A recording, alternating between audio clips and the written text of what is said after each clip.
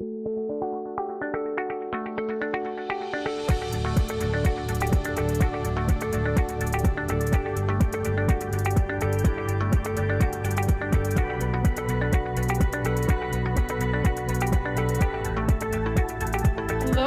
afternoon, everybody.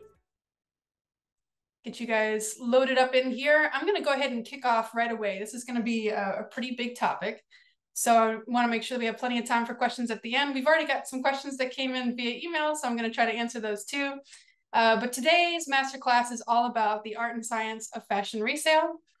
Today we're going to be diving into the exciting world of decoding brand hierarchies, identifying luxury and vintage fashion, and sharpening your vintage skills. A little bit about me. My name is Lonnie Torrell. I'm the Customer Experience Business Strategist here at Upright Labs. I have over a decade of experience in nonprofit program development and management, and this is where the resourcefulness, authenticity, and value alignment really matter, just like in resale.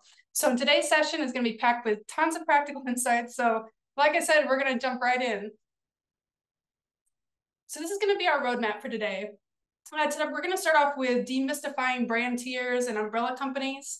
Then in the second section, we're going to be exploring spotting real versus replica items. And then in the last section, we're going to cover how to recognize and sell vintage like a pro. And then, of course, at the very end, as usual, we'll have a little bit of time for Q&A. So let's jump into Decode the Brand Hierarchy. So this is going to be how to understand how fashion brands are structured. And this kind of helps you assign accurate values in resale. And this can happen at the supplier level, but it can also happen at your e-commerce center level as well. So in this section, we're going to explore how umbrella companies structure their portfolios and how this affects how you tag, price, and present items online. A brand hierarchy refers to layered positioning of brands within a parent company. So oftentimes they're going to be grouped by like a target audience, such as luxury shoppers versus everyday consumers. There's going to be usually a price point involved, such as entry level or premium price points. And then also there might be a quality tier, and this could be a quality in the fabric that they're using. So like fast fashion versus like artisanal craftsmanship. And why does this actually matter to you in resale? Well, this is because a shopper's perception of value is often tied to a brand's reputation, pricing tier, and relative prestige. So for you all in resale industry, knowing this hierarchy is going to help you determine what your customers expect in terms of quality and pricing. You can confidently describe the category products, such as labeling Michael Kors as accessible luxury as opposed to just designer. And it's also going to help you ensure that you authenticate properly. So it gives you an opportunity to see, like, is there certain stitching or materials that are used in higher tier products versus lower tier products? Probably one of the most common names when we're talking about umbrella companies and their tiers that I think most people would know is Gap Incorporated. They have Old Navy, which is positioned mostly as a value-focused part of their line. So that's going to be low price. It's very widely accessible, oftentimes have family basics. Gap moves up to a mid-tier level. So this is going to be more casual, slightly elevated in quality, and they're known for their branding. Then Banana Republic enters more of their upper mid-tier space. So this is going to be more polished silhouettes and refined materials. And then they have an athletic brand, Athleta, which is more niche. So this is a premium activewear, like pretty much targeted for the female customer base.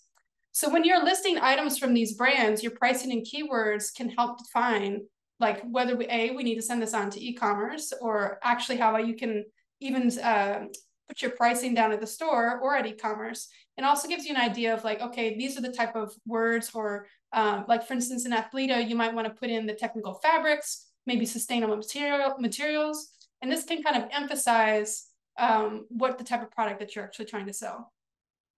So let's take a look at, I've got a set of tier definitions, and I have a bunch of different umbrella companies that we can take a look at.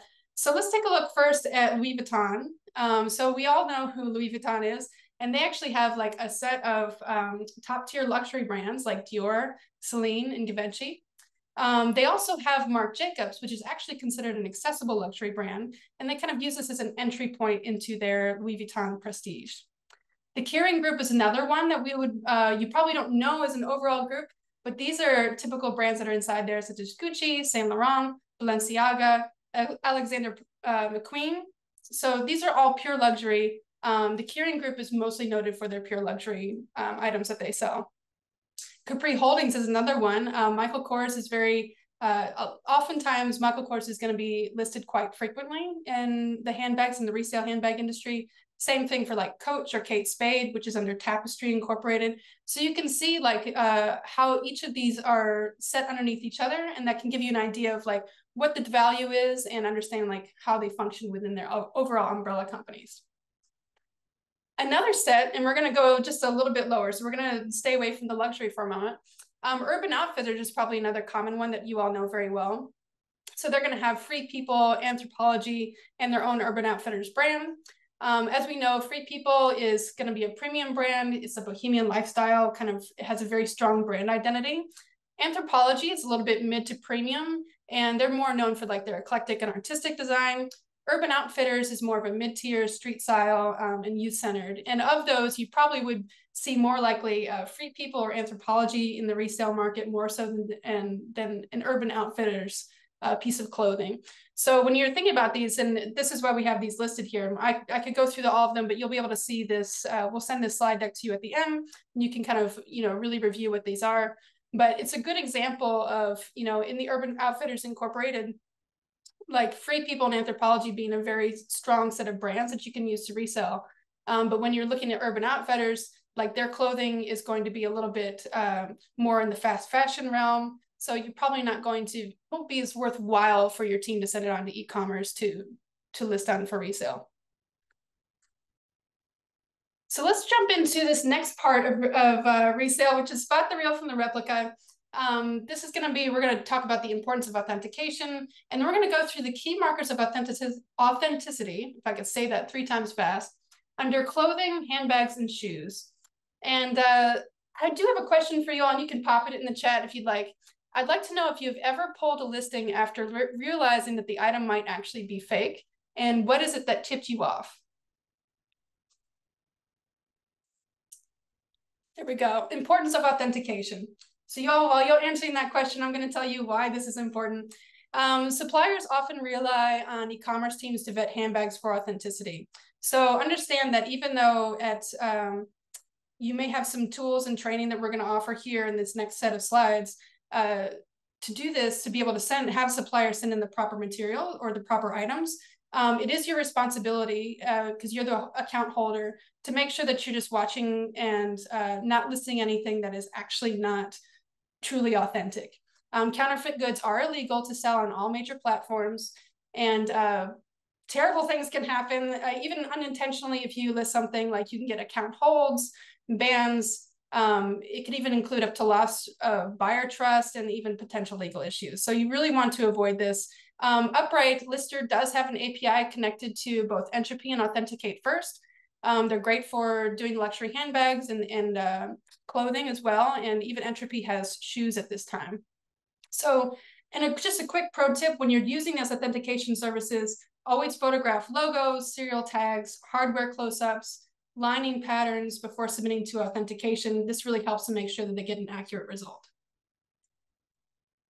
So let's jump into clothing. Authentic luxury really starts with the feel and the touch of the fabric. So you're going to be looking for natural fibers like cashmere, merino wool, silk, Egyptian cotton. You'll also notice that there'll be a heavier fabric weight. So especially in like suits and outerwear or like structured dresses, even some heavy sweaters, you'll notice that the fabric itself is weightier. It'll have a rich and a substantial drape. One thing that you can notice, especially when you think about fast fashion, for instance, like let's say we take something from Forever 21, oftentimes like you get a t-shirt, it'll be kind of see-through. You'll see some hems that aren't quite finished to a luxury quality, I should say. It's usually some raw hems that are in there. So just to keep that in mind, like those are going to be some key factors. And we're going to walk into that right now of what these are. So first thing we're going to be looking at is seam finishes. And I actually do sewing myself, so it's really interesting to really explore this part of like what fabrics you use, how you align them, and what type of seams that you use. So seam finishes are really important because oftentimes like they'll use a serger for lower end items, but they won't actually like tuck it in. So like a French seam actually overlaps itself. Same thing with like a flat felled seam. So like these are like, you're not going to see any raw edges.